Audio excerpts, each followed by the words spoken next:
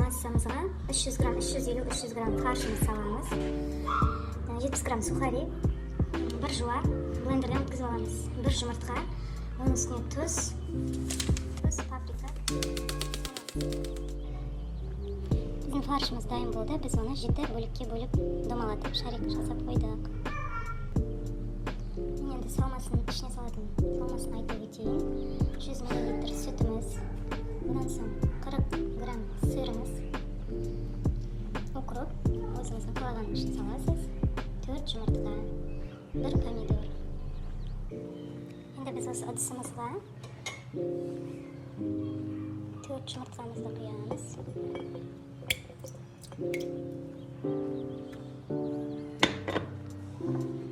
Одан соң біз сүтімізді құямыз.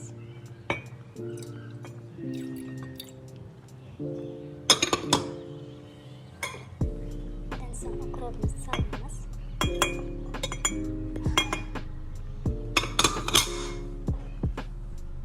Одан соң жаңа теркадан өткізілген сырымызды саламыз.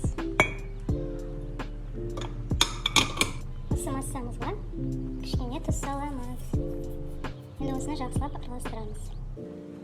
Міне біз осылай 7 кесемізге ішіне сармайды жағып алдық. Қазір осының ішіне фарш салатын боламыз. Осылай фаршымызды қолымызбен тегістеп салып аламыз. Кесеміздің ішіне жаңағы дайындалған салмамызды құямыз.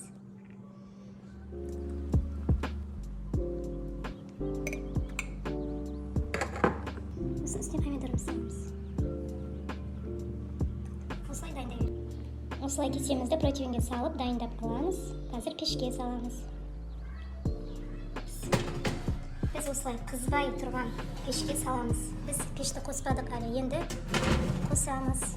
180 градуста 50 минут пісіріп аламыз.